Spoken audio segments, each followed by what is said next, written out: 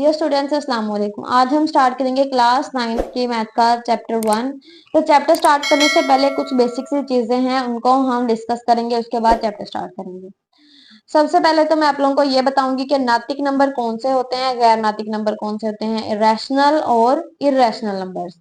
हम जानते हैं कि नातिक दाद के सेट को इस तरह बयान किया जाता है, यानी कि वो नंबर्स जिनको हम P ओवर Q की फॉर्म में लिख सकें वो कौन से नंबर होंगे, नातिक नंबर होंगे, यानी कि रैशनल नंबर्स होंगे।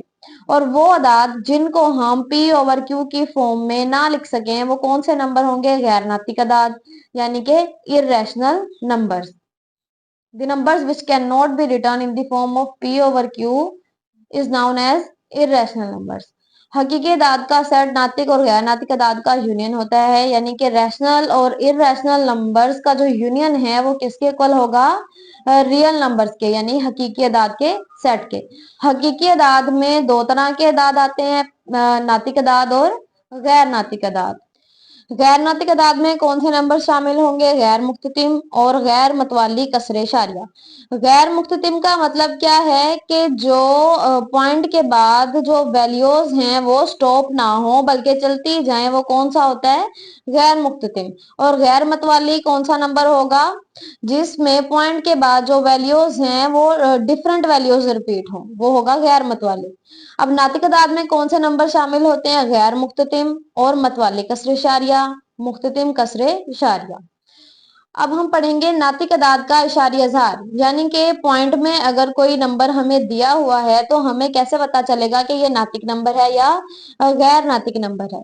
सबसे पहले हम देखेंगे मुख्ततिम कसरे इशारिया कि मुख्ततिम कसरे इशारिया कौन सी होती है, टर्मिनेटिंग डेसिमल नंबर्स। टर्मिनेट का मतलब आप लोगों को पता है कि जो स्टॉप हो जाए, टर्मिनेट यानी कि जो खत्म हो जाए, वो क्या होगा, मुख्ततिम कसरे इशारिया।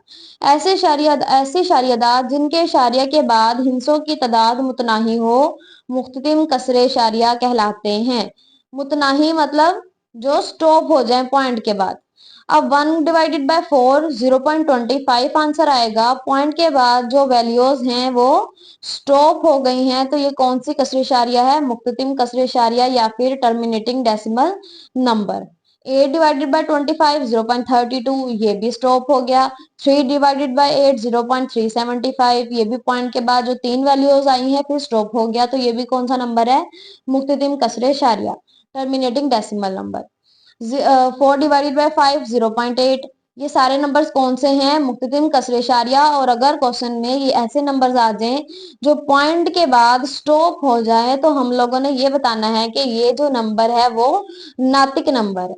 पॉइंट के बाद जो वैल्यू स्टॉप हो जाए तो वो नंबर कौन सा होगा, नातिक नंबर होगा।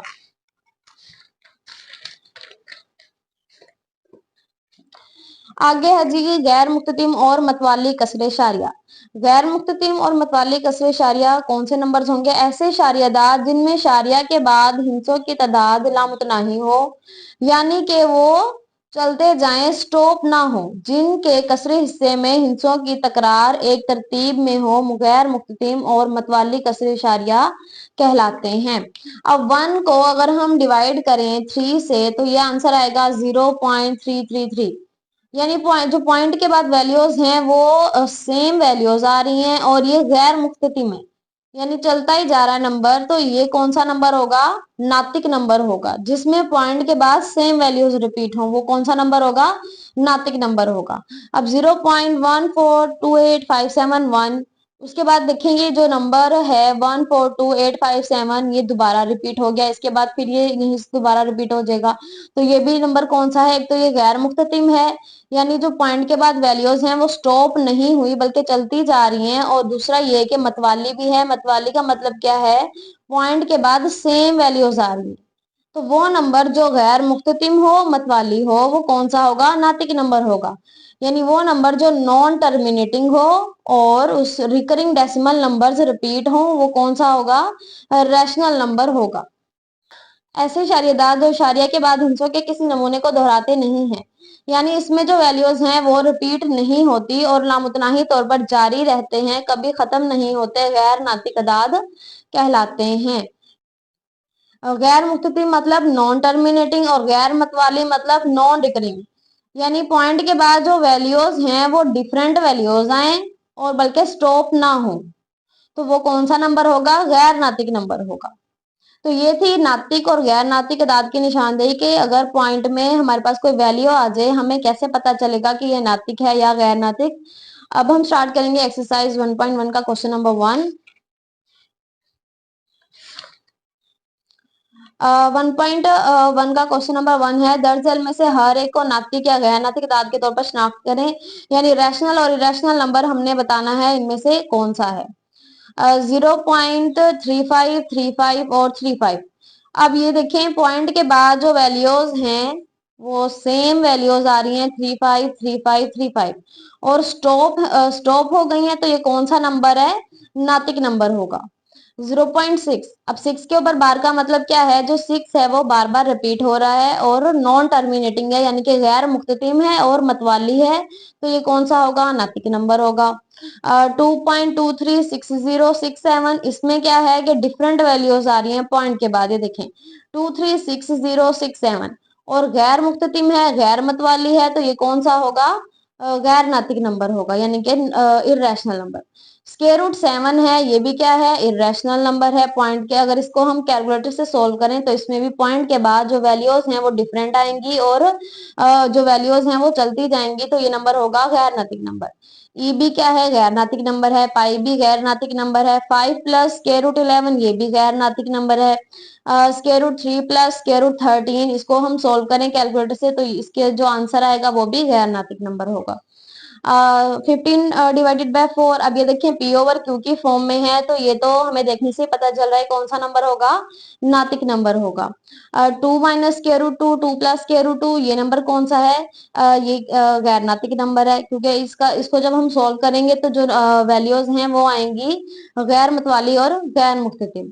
तो जो गैर मतवाली और गैर मुख्ततिम होती हैं वो गैर नातिक नंबर में शामिल होती हैं या फिर इर्रेशनल नंबर्स में। अच्छा जी, सेकंड क्वेश्चन है, दर्जे अदाद को अददी खत पर जाहिर करें।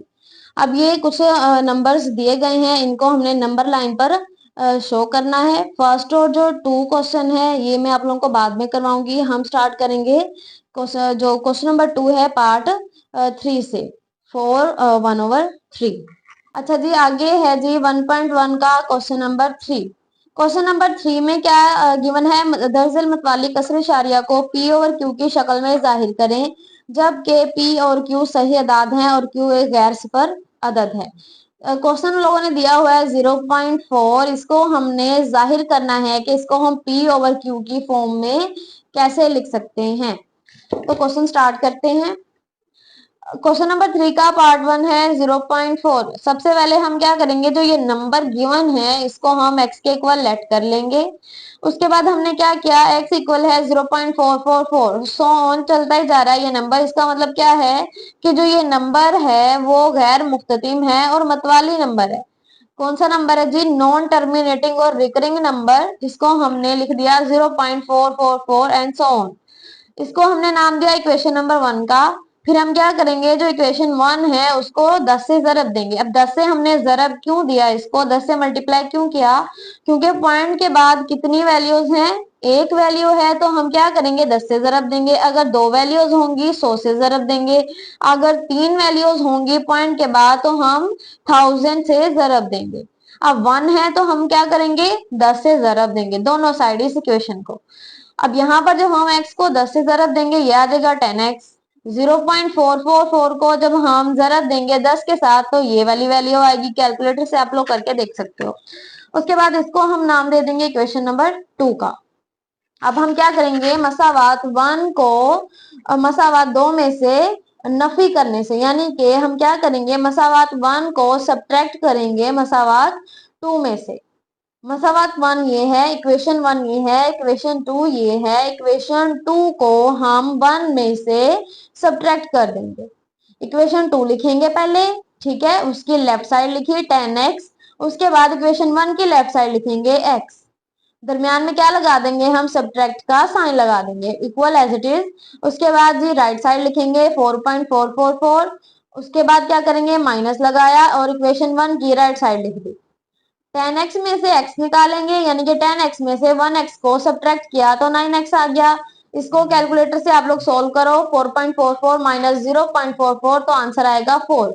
और x की वैल्यू हमें चाहिए 9, इधर मल्टीप्लाई हो रहा है, जब इसको हम दूसरी साइड लेके जाएंगे तो ये क्या हो जाएगा, 4 के नीचे डिवाइड हो जाएगा। x की वैल्यू आ जाएगी 4/9। अब हमने क्या किया, जो ये नंबर था 0.4, इसको हमने शो कर दिया p/q की फॉर्म में 4/9।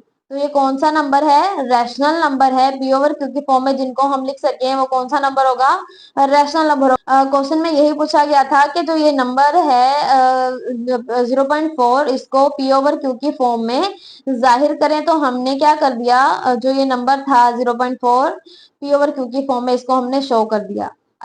क्वेश्चन नंबर 3 का पार्ट 2 है 0.37। सबसे पहले हम क्या करेंगे, x के एक बार नंबर को लेट कर लिया 0.37, उसके बाद जो 37 के ऊपर बार है, मतलब क्या है, ये नंबर जो है वो गैर मुख्तमर मतवाली है, तो हमने लिख दिया 373737 और इसको नाम दे देंगे इक्वेशन 1 का। अब पॉइंट के बाद दो वैल्यूज हैं, तो हमने इसको किससे मल्टीप्लाई करना है, 100 के साथ। क्वेश्चन नंबर 1 में एक वैल्यू थी तो हमने 10 से मल्टीप्लाई किया था, अब इसमें दो हैं तो हम क्या करेंगे, 100 से इसको मल्टीप्लाई करेंगे। मसावत 1 को 100 से जरब देने से दोनों साइड पर हम 100 से जरब दे देंगे। x इक्वल है, इसको जब हम 100 से जरब देंगे ये आ जाएगा जी 100x equal as it is, इसको इस वैल्यू को 0.373737, इसको जब हम जरब देंगे 100 के साथ तो ये आ जाएगा 37.3737 और ये सोन हम डाल देंगे एज इट इज। इसको नाम दे देंगे इक्वेशन नंबर 2 का। मसावात 1 को मसावात 2 में से हम क्या करेंगे, सब्ट्रैक्ट करेंगे। अब इक्वेशन 2 है 100x 37.3737, इक्वेशन 1 है x equal to 0.3737 and 37। Equation 2 को इक्वेशन 1 में से हम सब्ट्रैक्ट करेंगे। इक्वेशन 2 की लेफ्ट साइड को इक्वेशन 1 के लेफ्ट साइड से हम माइनस करेंगे, इक्वेशन जो 2 है उसकी राइट साइड को राइट साइड में से सब्ट्रैक्ट करेंगे। 100x में से जब हम x माइनस करेंगे तो यह आ जाएगा 99x। 37.3737 को जब हम सब्ट्रैक्ट करेंगे 0.373737 से तो ये आंसर आएगा 37। हमें चाहिए x की वैल्यू, 99 x से मल्टीप्लाई हो रहा है, जब हम इसको इक्वल के दूसरी साइड लेके जाएंगे तो ये 37 के नीचे डिवाइड हो जाएगा। x का आंसर आ जाएगा 37/99। क्वेश्चन नंबर 3 का पार्ट 1 और पार्ट 2 मैंने आप लोगों को करवा दिया है। जो पार्ट 3 है 0.21 सेम इसी तरह है जैसे हमने पार्ट 2 किया 0.37। इसमें भी हम क्या करेंगे, इस नंबर को पहले हम x के इक्वल लेट करेंगे, उसके बाद हम लिखेंगे 0.21 इक्वेशन 1 का नाम देंगे। इसमें भी पॉइंट के बाद दो वैल्यूज हैं तो हम क्या करेंगे, 100 से इसको मल्टीप्लाई करेंगे और सेम स्टेप्स करते हुए इसको सोल्व कर लेना है आप लोगों ने 0.21 को। अच्छा जी, अब आगे क्वेश्चंस हैं, क्वेश्चन नंबर 4 एंड 5। ये जो क्वेश्चन नंबर 4 और 5 है इसमें कुछ प्रॉपर्टीज यूज होंगी, वो मैं आप लोगों को करवाऊंगी नेक्स्ट वीडियो में। आज हम करेंगे क्वेश्चन नंबर 6। क्वेश्चन नंबर 6 में क्या है कि दर्जल दाद के दरमियान दो नातिक दाद मालूम करें। दो नंबर्स गिवन है जी 1/3 और 1/4।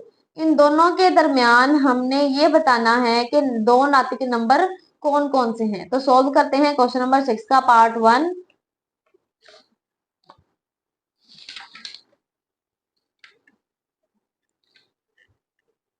क्वेश्चन नंबर 6 का पार्ट 1 है 1/3 एंड 1/4 दो नंबर्स गिवन है। इसमें हमने बताना है कि दो रैशनल नंबर्स कौन कौन से हैं। तो सोल्व करने का मेथड क्या है कि जो दो नंबर गिवन है सबसे पहले हम क्या करेंगे, दोनों को जमा करेंगे और दो पे डिवाइड कर लेंगे। यानी कि सिंपल सी बात है, इसकी हमने क्या लेनी है, एवरेज ले लेनी है।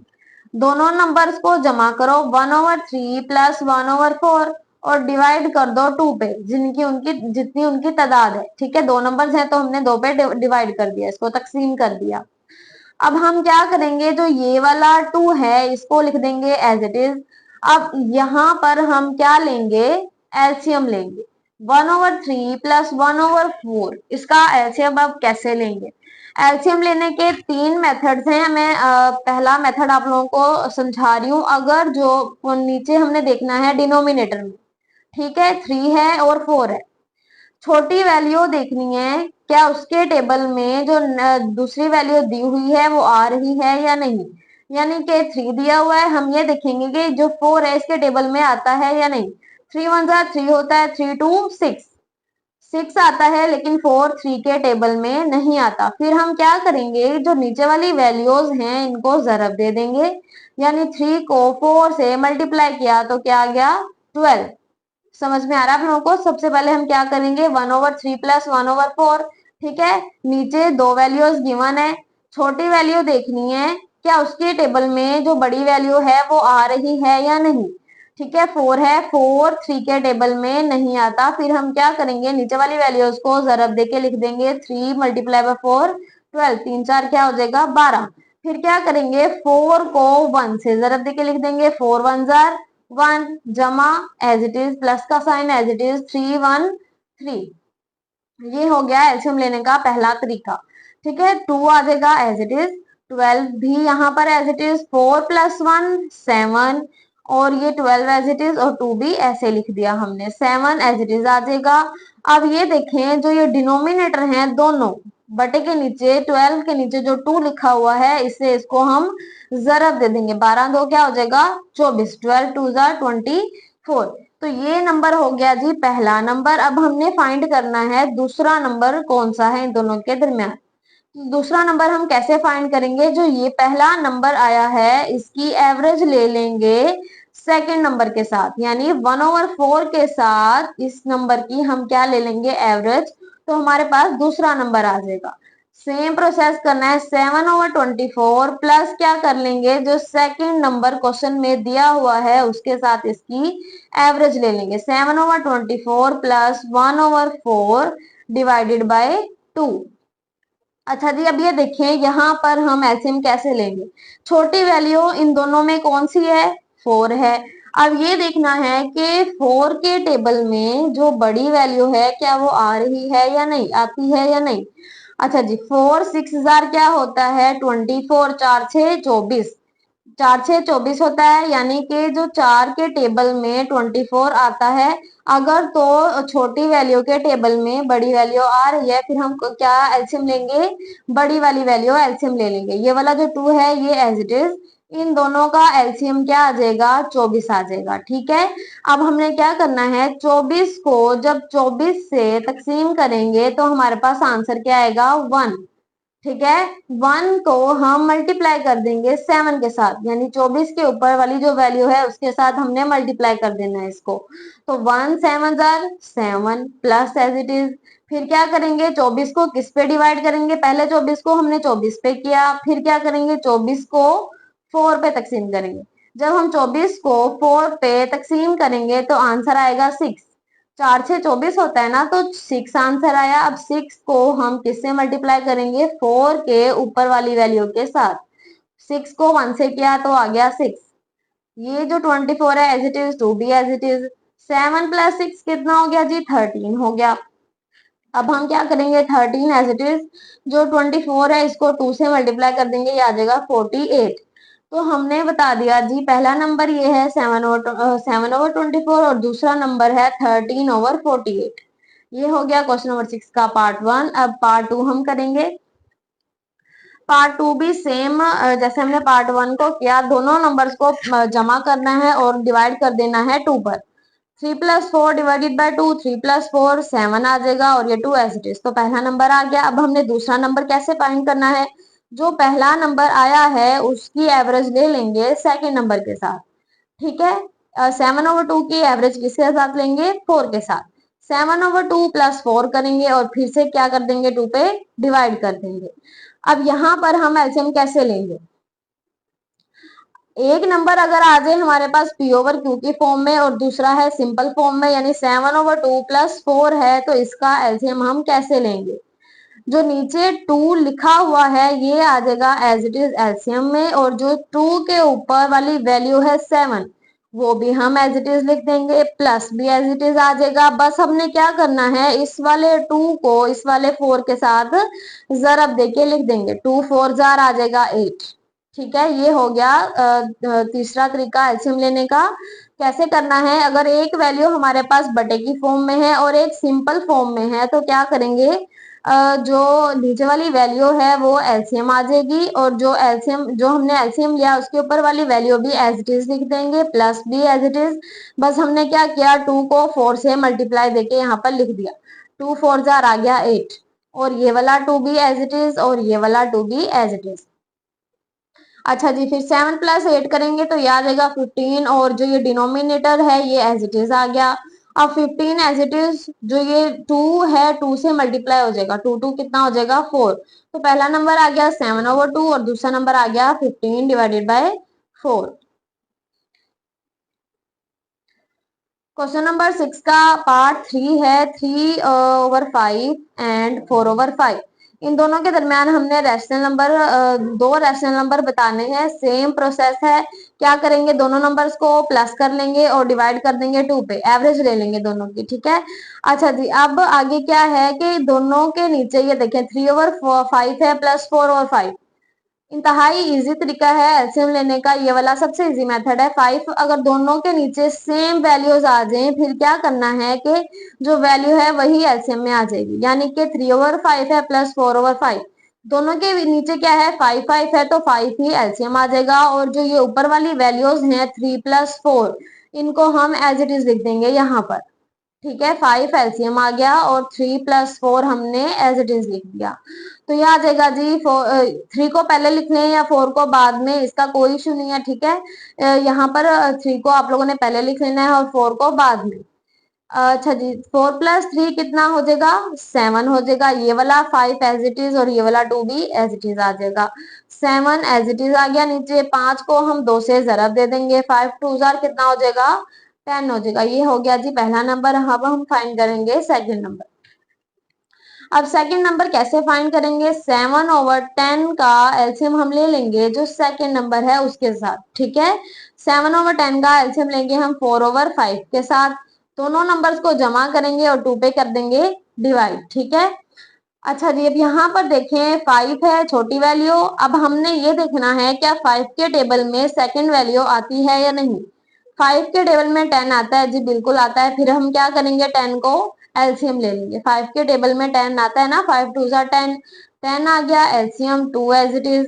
फिर डिवाइड करने का तरीका क्या है कि जो ये हमने एलसीएम लिया है इसको डिवाइड करेंगे पहले इस वाले नंबर से। 10 को 10 पे तकसीम करो, आएगा 1, 1 को मल्टीप्लाई कर देंगे 7 के साथ, 7 1 जार 1, ठीक है, जमा एज इट इज। फिर हमने क्या करना है, इस वाले 10 को यानी जो एलसीएम आया है इसको हमने 5 पे डिवाइड करना है। 5 पे जब हम डिवाइड करेंगे तो 5 2 क्या होता है 10, 5 2 जार 10, तो 2 आंसर आया। 2 को मल्टीप्लाई कर देंगे ऊपर वाली वैल्यू के साथ जो 5 के ऊपर है, 2 4 जार 8 आ जाएगा। अच्छा जी, 8 प्लस 7 कितना हो जाएगा 15, 10 एज इट इज और 2 भी as it is, 15 as it is. 10 को हम मल्टीप्लाई करेंगे 2 के साथ, तो ये आ जाएगा 10 2 जार 20, 5/20। तो पहला नंबर आ गया जी 7/10 और दूसरा नंबर आ गया 15/20। ये हो गई एक्सरसाइज 1.1 कंप्लीट। इसके दो क्वेश्चंस रह गए हैं, क्वेश्चन नंबर जो है 4 और क्वेश्चन नंबर 5, वो पेंडिंग में है, वो मैं आप लोगों को नेक्स्ट वीडियो में कराऊंगी। तो बच्चों आप लोगों से रिक्वेस्ट है कि चैनल को सब्सक्राइब किया करें, वीडियोस को लाइक किया करें और ज्यादा से ज्यादा शेयर किया करें। मैं आप लोगों की हेल्प कर रही हूँ, मैथ को इजी वे में आप लोगों को समझाने की कोशिश करूंगी, और आप लोग मेरी हेल्प कर सकते हो चैनल को सब्सक्राइब करके, वीडियोस को लाइक करके और शेयर करके। आज के लिए इतना ही काफी है, बाकी जो एक्सरसाइज 1.2 है वो हम स्टार्ट करेंगे नेक्स्ट वीडियो में। तब तक के लिए अल्लाह हाफिज।